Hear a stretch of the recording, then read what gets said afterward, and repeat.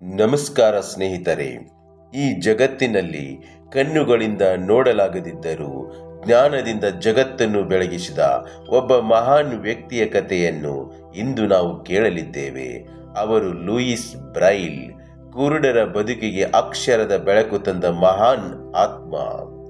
Louis Braille ಅವರು 1809 ಜನವರಿ 4ರಂದು France ದೇಶದ ಕೂಪ್ರೆ ಎಂಬ ಸ್ಥಳದಲ್ಲಿ ಜನಿಸ್ತಾರೆ. ಲೂಯಿಸ್ ಬ್ರೈಲ್ ಅವರ ತಂದೆ ಸೈಮನ್ ರೇನೆ, ತಾಯಿ ಮೋನಿಕ್. ತಂದೆ ಚರ್ಮದ ಕೆಲಸ ಮಾಡುವ ಕೈಗಾರ, ತಾಯಿ ಪ್ರೀತಿಯಿಂದ ತುಂಬಿದ ಗೃಹಿಣಿ. ಒಂದು ಸರಳ ಕುಟುಂಬ, ಒಂದು ಸುಖಕರ ಬಾಲ್ಯ. ಯಾರೂ ಊಹಿಸಿರಲಿಲ್ಲ ಈ ಬಾಲಕ ಮುಂದೆ ಇಡೀ ಜಗತ್ತಿನ ಇತಿಹಾಸವನ್ನೇ ಬದಲಿಸುತ್ತಾನೆಂದು.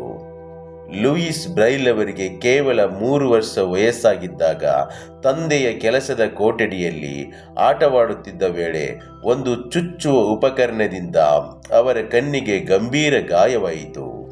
ಆ ಗಾಯದಿಂದ ಸೋಂಕು ಹರಡಿ ಒಂದು ಕಣ್ಣು, ನಂತರ ಮತ್ತೊಂದು ಕಣ್ಣು ದೃಷ್ಟಿ ಕಳೆದುಕೊಂಡರು. 3 ವರ್ಷದ ಮಗುವಿಗೆ ಅಂಧಕಾರವೇ ಜೀವನವಾಗಿ ಬಿಟ್ಟಿತು. ಆ ದಿನಗಳಿಂದ ಲೂಯಿಸ್ ಅವರ ಬದುಕು ಸುಲಭವಾಗಿರಲಿಲ್ಲ.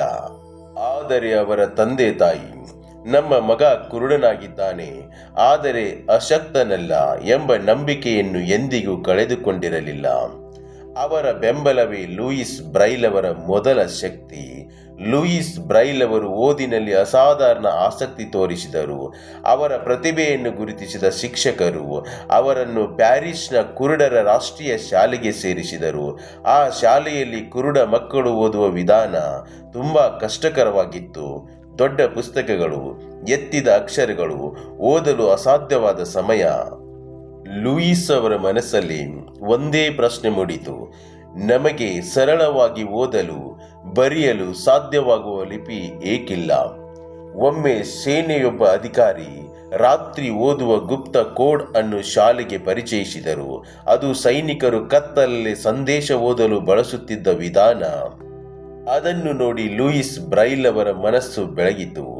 ಇದನ್ನೇ ನಾವು ಸುಧಾರಿಸಬಹುದಲ್ಲ ಎಂದು ಅವರು ಯೋಚಿಸಿದರು. ಲೂಯಿಸ್ ಬ್ರೈಲ್ ಅವರು ಪ್ಯಾರಿಸ್ನಲ್ಲಿರುವ ರಾಯಲ್ ಇನ್ಸ್ಟಿಟ್ಯೂಟ್ ಫಾರ್ ಬ್ಲೈಂಡ್ ಯೂತ್ನಲ್ಲಿ ವಿದ್ಯಾರ್ಥಿಯಾಗಿದ್ದಾಗ ಅವರು ರಾತ್ರಿ ಬರವಣಿಗೆಯನ್ನು ಸುಧಾರಿಸಲು ಪ್ರಯತ್ನಿಸಿದರು. 1824ರಲ್ಲಿ 15ನೇ ವಯಸ್ಸಿನಲ್ಲಿ ಅವರು ಬ್ರೈಲ್ ಲಿಪಿಯನ್ನು ಅಭಿವೃದ್ಧಿಪಡಿಸಿದರು. ಇದು ಸ್ಪರ್ಶಿಸಬಹುದಾದ ಬಿಂದುಗಳ ವ್ಯವಸ್ಥೆಯಾಗಿದೆ. ಅನೇಕ ಪ್ರಯತ್ನಗಳು, ಅನೇಕ ವಿಫಲತೆಗಳು. ಕೊನೆಗೆ ಅವರು ರೂಪಿಸಿದರು 6 ಸಣ್ಣ ಎತ್ತಿದ ಬಿಂದುಗಳ ಲಿಪಿ. ಬೆರಳು ತುದಿಯಿಂದ ಸ್ಪರ್ಶಿಸಿ ಓದಬಹುದಾದ ಸರಳ, ಸ್ಪಷ್ಟ ಮತ್ತು ಪರಿಣಾಮಕಾರಿ ಲಿಪಿ. ಅಕ್ಷರಗಳು, ಸಂಖ್ಯೆಗಳು, ಸಂಗೀತದ ಸಂಕೇತಗಳು ಎಲ್ಲವೂ ಸಾಧ್ಯವಾಯಿತು. ಇದೇ ಮುಂದೆ ಬ್ರೈಲ್ ಲಿಪಿ ಎಂದು ಪ್ರಸಿದ್ಧವಾಯಿತು. ಆದರೆ ಪ್ರಾರಂಭದಲ್ಲಿ ಅವರ ಆವಿಷ್ಕಾರವನ್ನು ಯಾರೂ ಒಪ್ಪಲಿಲ್ಲ. ಶಾಲಾ ಆಡಳಿತ, ಗುರುಗಳು, ಸಮಾಜ ಎಲ್ಲರೂ ವಿರೋಧಿಸಿದರು. ಆದರೂ ಲೂಯಿಸ್ ಬ್ರೈಲ್ ಹಿಂಜರಿಯಲಿಲ್ಲ. ಅವರು ಹೇಳಿದ ಮಾತು: ನನ್ನ ಲಿಪಿ ನನಗಾಗಿ ಅಲ್ಲ, ನನ್ನಂಥ ಲಕ್ಷಾಂತರ ಜನರಿಗಾಗಿ. ಲೂಯಿಸ್ ಬ್ರೈಲ್ ನಿಧನರಾದ ನಂತರ ಅವರ ಲಿಪಿಯ ಮಹತ್ವವನ್ನು ಜಗತ್ತು ಅರಿತುಕೊಂಡಿತು. ಇಂದು ವಿಶ್ವದ ಪ್ರತಿಯೊಂದು ದೇಶದಲ್ಲೂ ಶಿಕ್ಷಣದಲ್ಲಿ, ಸ್ವಾವಲಂಬನೆಯಲ್ಲಿ, ಸಂಗೀತದಲ್ಲಿ, ಉದ್ಯೋಗದಲ್ಲಿ ಕುರುಡರಿಗೆ ಅಕ್ಷರದ ಸ್ವಾತಂತ್ರ್ಯ ಕೊಟ್ಟ ಒಂದು ಮಹಾನ್ ಕೊಡುಗೆ ಲೂಯಿಸ್ ಬ್ರೈಲ್ ಅವರು.